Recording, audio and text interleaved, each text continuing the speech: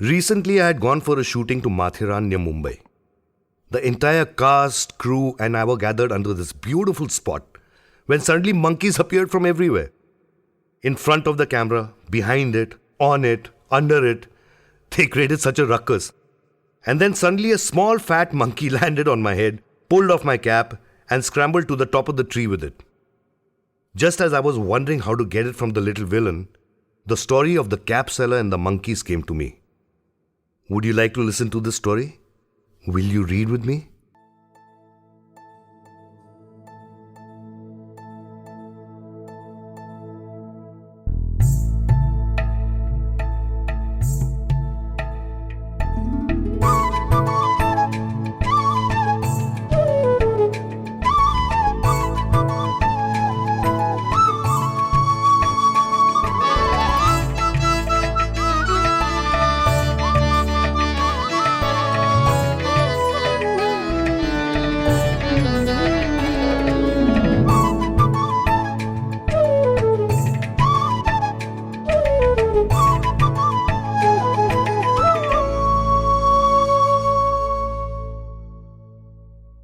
Once, not so long ago, in a small town in India, there lived a Capseller called Taklu.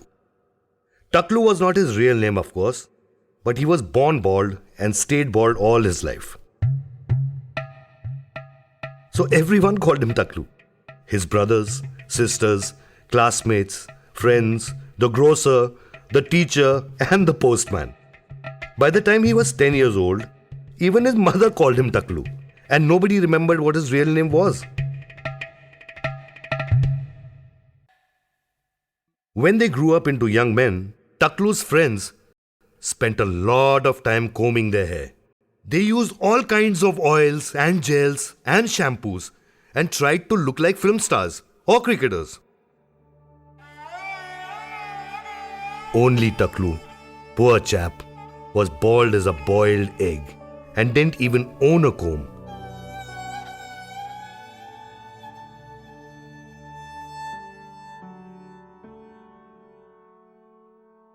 So instead of trying out different hairstyles, he tried out different caps. He tried the Kashmiri cap, the Kullu cap, the French beret, the Turkish fez, and the Gandhi topi.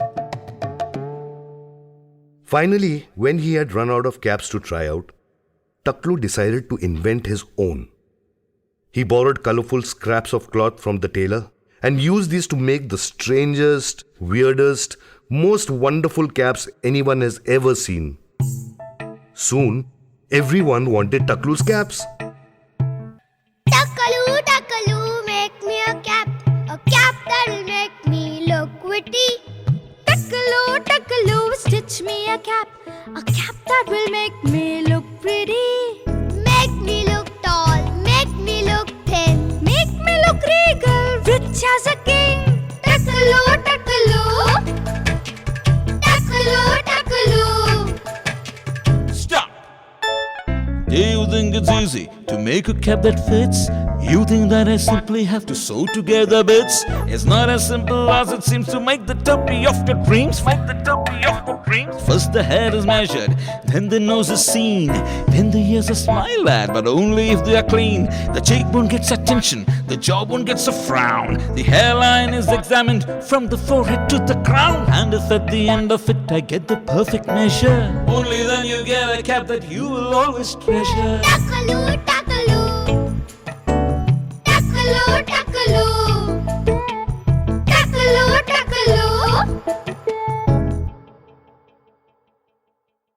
As more and more people started wearing Taklu's caps, his fame spread and soon he came to be known as Taklu Topiwala or Taklu the Capseller. When many years had passed, Taklu felt that his caps deserved to be known in the world beyond his little town. So he made a whole batch of marvelous new caps, packed them up neatly in a bundle and set off to sell them in the neighboring town. The road to the town led through a dense forest. A gang of monkeys lived in the forest. The gang leader was a vain and a silly monkey called Metro. He was always preening and cleaning himself. The foolish monkeys in his gang praised him, took the lice out of his hair, helped him try out different hairstyles, and slavishly imitated him. What nice hair you have, Metro! What great big lice, Metro! Great nice lice, Metro! The monkeys chattered and tittered as they fussed around Metro.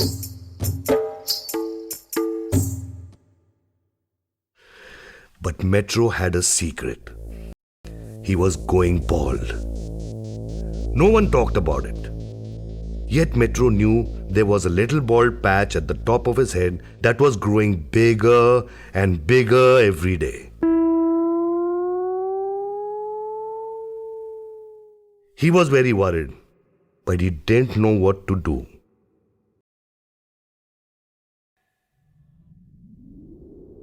On the day that Taklu set off to seek his fortune, there was a wind blowing from the north, and Metro could feel his bald patch growing cold.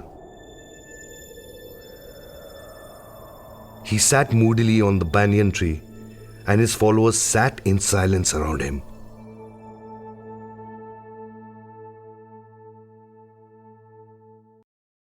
A little while later, Taklu reached the same banyan tree. The shade was cool and green under the tree, and Taklu was hungry. So he put down his bundle and sat down.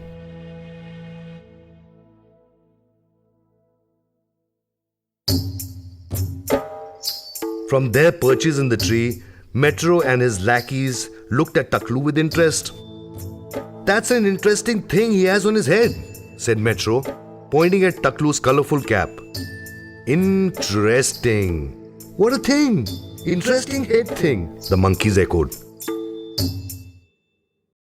At that moment, Taklu took off his cap, and Metro saw his smooth, shining, bald head. He gasped. This was how his head would look if that bald patch kept growing. The bald man sitting under the tree had covered his head with that interesting thing. Metro wanted to see what it was. But Taklu had tucked his cap into his shirt pocket and was sitting down to eat his packed lunch. When he finished, he stood up. He could hear a stream gurgling nearby. I'll wash up and rest for a few minutes before I set off again, Taklu thought to himself. There is no one here, so my bundle can be quite safe.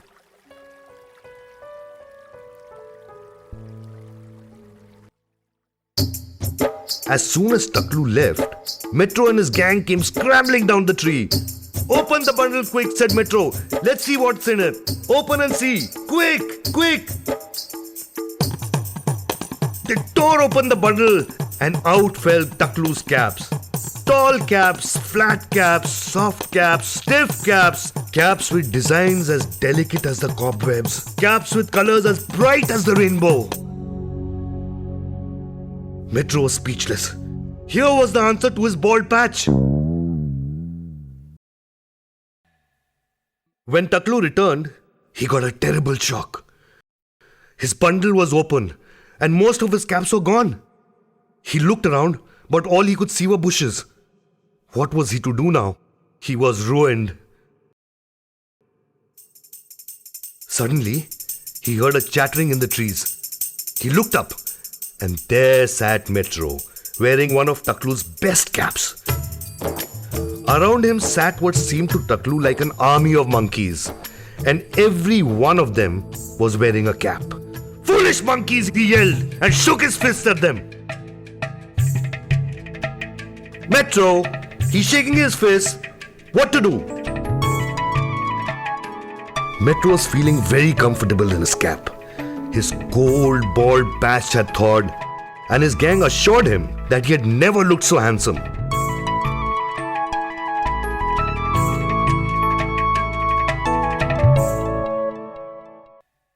Metro was happy for the first time since he had discovered that coin-sized, hairless patch on his pate. And it was all because of Taklu. Metro decided that Taklu was his guru. Whatever Taklu did, Metro would do. Taklu wore a cap, Metro would wear it. Now Taklu was waving his fist. We will wave our fists back at him, said Metro. It's the respectful thing to do. And Taklu, looking up angrily, saw all the monkeys waving their fists at him.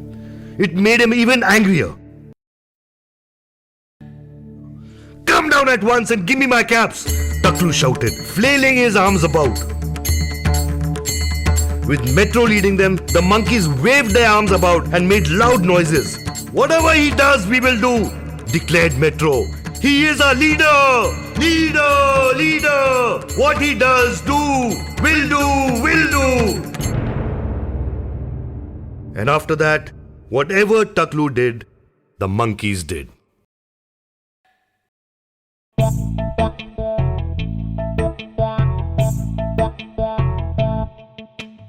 If you lift your arms, so will I. If you stamp your feet, so will I. If you smile or frown, waving up and down. If you bang your head, so will I. So will I. If you lift your arms, so will I. So will I. If you stamp your feet, so will I. So will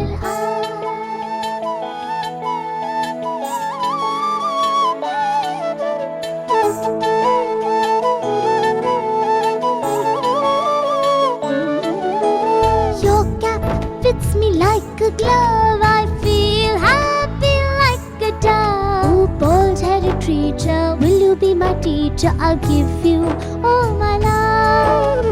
Your cap fits me like a glove. I feel happy like a dove. Oh, bald-headed creature, will you be my teacher? I'll give you all my love. If you hop around, so will I. So will I. If you beat the ground, so will I. So will I. If you snort and puff or sit down in a huff, all this I repeat. Oh, will I? Oh, will I? Such stupid creatures, muttered Taklu. They're imitating me. They're doing whatever I do. And as he said that, a brainwave came from nowhere and struck him right between the eyes. If they do what I do, I can make them do what I want them to do, he reasoned. First, to try it out. Taklu carefully lifted his cap, bowed, and put it back on his head. Metro and the monkeys lifted their caps, bowed, and put them back on their heads. Then Taklu, his heart pounding, picked up his cap, held it high, and flung it down hard on the ground. Metro hesitated, but he had decided that Taklu was his leader. So he lifted his cap and threw it down. All the other monkeys lifted their caps and threw them down as well. Taklu ran as quick as lightning, picked up all his caps and put them in his bundle. Before Metro and the monkeys could understand what was happening, he ran away as fast as he could.